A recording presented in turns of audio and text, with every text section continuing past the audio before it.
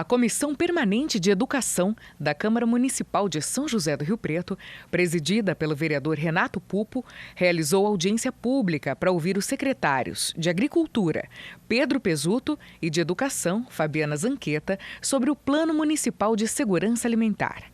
Entre os apontamentos feitos pela comissão, que conta ainda com os vereadores Odélio Chaves, João Paulo Rilo e Karina Caroline, está a suposta proibição de funcionários das escolas de se alimentarem com a merenda que sobra dos alunos.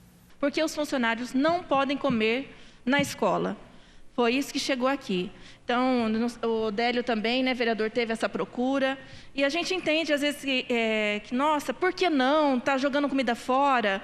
Realmente está jogando comida fora? Como que está sendo feito isso? Então, isso aqui ficou muito bochicho aqui nessa casa. Vários vereadores foram procurados. E eu acho que, de uma forma bem clara e objetiva, a gente quer ouvir de vocês o porquê. Segundo Pedro Pesuto, os professores têm acesso à alimentação, assim como os agentes de educação que são nomeados pela unidade escolar. A pauta do governo federal não é a nossa.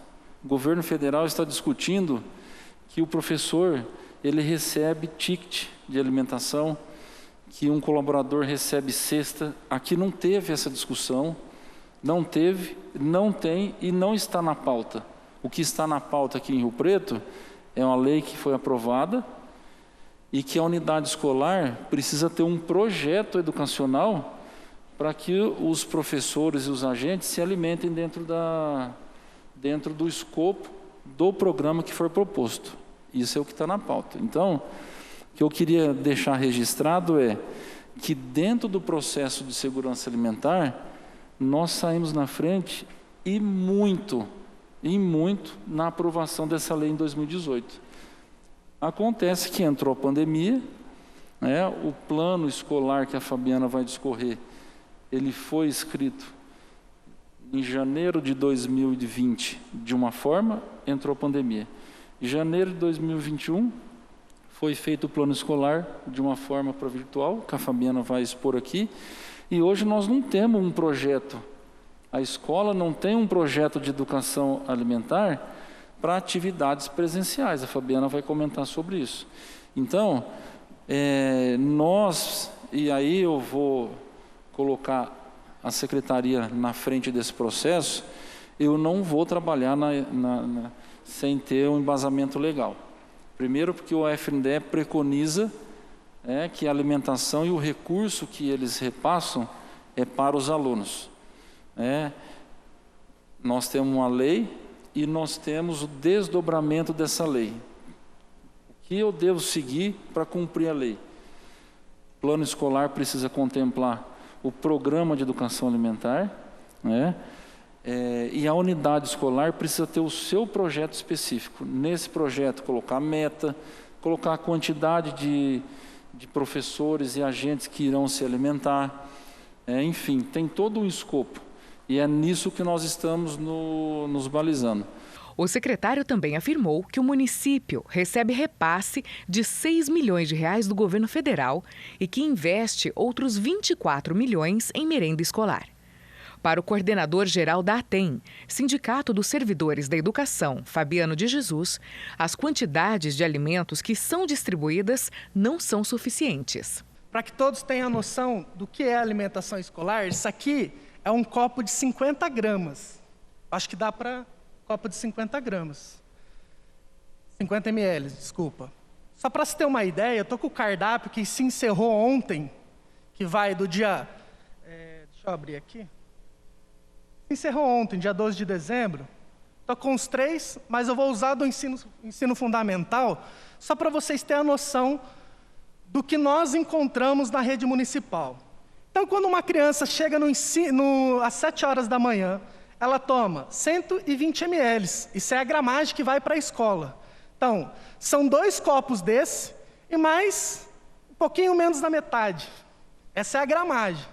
Lembrando que é o ensino fundamental, que foi do dia 22 do 11 até o dia 17, vai até o dia 17 do 12. Esse é o cardápio. Uma criança que vai almoçar, ela come 15 gramas de salada, 15 gramas de tomate, 50 gramas de ovos, mais 15 gramas de abobrinha, 15 gramas de feijão. Só para vocês terem uma ideia o que é 15 gramas de feijão, são 4 gomos de feijão.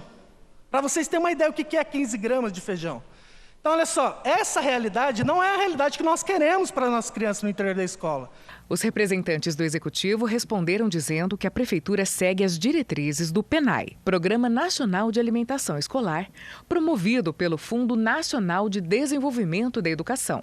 Na oportunidade, Fabiana Zanqueta discorreu sobre a proposta pedagógica de dar prioridade aos alunos e explicou como o planejamento será realizado para 2022.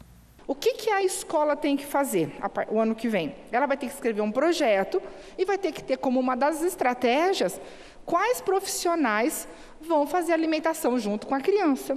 Não é para o professor ou para aquele profissional pegar um prato de comida, por exemplo, e comer na sala dos professores, porque a proposta é a modelização.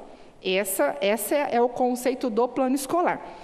O plano escolar, então, muito bem contextualizado pelo secretário Pedro, nós começamos a ideia de ter essa musculatura da implementação do projeto, era para 2020. Então, quando a gente solta as diretrizes em janeiro, para que na primeira reunião de planejamento, que acontece antes da aula, para desenhar, eles desenham o plano e tem até abril para encaminhar para a avaliação da supervisão. Nós fomos acometidos pela pandemia em 2020. Então, foi todo um processo que foi prejudicado. Então, o plano escolar do ano passado, ele acabou sendo prejudicado nesse sentido, e o desse ano, ele foi muito mais focado na atividade remota do que na atividade presencial. Por isso que houve agora, no final do ano, porque nós voltamos no dia 9/8, parte ainda recebendo os kits, né, de alimentação, que era a educação infantil. A educação fundamental, né, o ensino fundamental, nós já ofertamos a merenda, inclusive com possibilidade que o aluno fosse até a escola para comer, né? A gente tinha essa preocupação dessa segurança alimentar. Tem a retomada parcial em 20 de setembro. E a gente tinha muita dificuldade, né, Pedro, de quantas crianças iam comer, até para dimensionar. Porque, num primeiro momento, as famílias tinham muito medo de mandar as crianças para a escola. Então, a gente começou com uma quantidade, de repente, tinha mais crianças na escola e a agricultura, com a equipe dela, rapidamente ia suprindo. Então, nós tivemos vários momentos, né, dessa insegurança de quantas crianças realmente iam para a escola. Aí, a partir do dia 22 de novembro, com a obrigatoriedade do Fundamental 2, então as escolas do Fundamental 2 você consegue estabilizar, a Fundamental 1 ainda variável, né? E o infantil também variável, porque a gente não tem ainda 100% das crianças na escola. Nós estamos aí em torno de 80%, mais uma sazonalidade diária.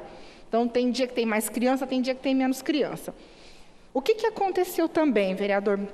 Nós notamos uma mudança nos hábitos alimentares, viu, vereador Odélio? Então, nós temos, por exemplo, uma escola em uma região onde você tem um grupo familiar que tem uma condição financeira um pouco melhor, a alimentação da escola não é a principal dela.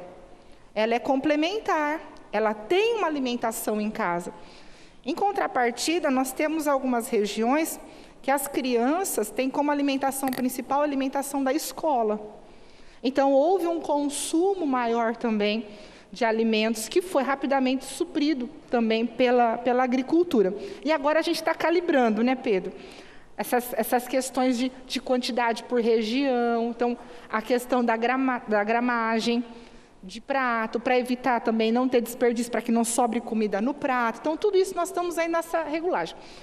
Nós esperamos, a gente tem se reunido, né? Semana passada teve uma reunião técnica entre a equipe técnica da educação com a equipe técnica da agricultura, justamente para começar a fazer esses alinhamentos, para que a gente possa, a partir de janeiro, antes do início do planejamento escolar, fazer uma reunião com os gestores escolares, passar as orientações de como elaborar o plano e como fazer o planejamento escolar, sobre vários aspectos, inclusive com essa questão da alimentação. E a partir daí, então, nós temos uma outra situação, onde a escola vai informar quais são os agentes educacionais que vão fazer parte da atividade pedagógica de alimentar.